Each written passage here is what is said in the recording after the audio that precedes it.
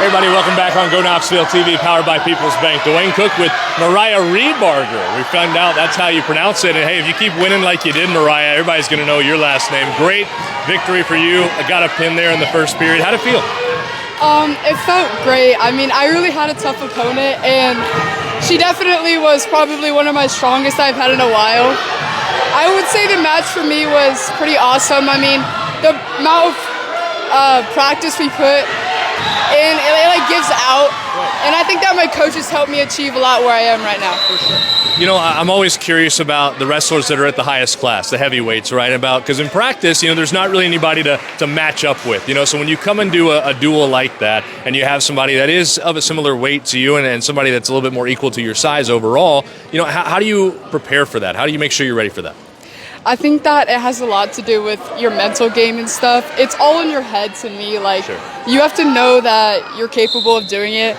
And it's definitely a challenge. Like, work your hardest at practice so you're prepared for the circumstances. And, I just think that I had experience with it last year wrestling my weight, and that's it. I got you. So let's step this way just a little bit so we can let people walk by. Sorry about that.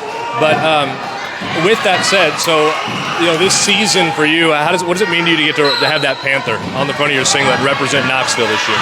I think that it means a lot because, since the first girls teams, it means a lot to be a part of the first Knoxville girls team. I think that a lot of our girls have a big capability if they go out with it, and it just feels really special to be able to be on a Knoxville wrestling team. Congratulations on the win. Thank you. You bet. I'm going to bring over your coach here. I'll let you switch out here. Doug, you ready to go? There we go. We'll bring him over. He'll get used to this. I promise. Coach, obviously there were some forfeits we benefited from. Not a full class by any means for the Lone Tree Lions, but for who did get out there and wrestle, including that young lady, I thought really great showing. Yeah, I was really proud of them. A lot of them got their first win ever, and some of them even got a forfeit first one, which is good too. But they're out. They're making our team stronger. I was really proud of that effort.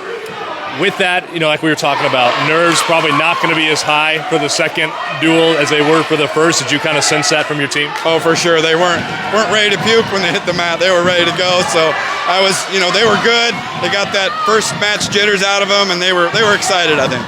We know the next opponent is going to be Keokuk in the consolation round. I think they only have 4 wrestlers or so that are dressed out here tonight. So when you go into a match like that and you know that probably the score is going to end up in your favor no matter what happens in those actual bouts that take place, how do you kind of handle that? How do you approach that with your girls? Well, I'll talk to all the girls, tell them about what we're doing. We're going to look for some things in these matches, some things for them to concentrate on. So I know there's only 4 matches, but we're going to look for you. Are you doing this? Are you doing that? And then we'll kind of build off that. So it's a good, it's a good way to end. It's fine. Thanks, Coach. Thank you. Thanks again. We'll be having the third and final match in the consolation round coming up shortly on Go Knoxville TV. Stay tuned.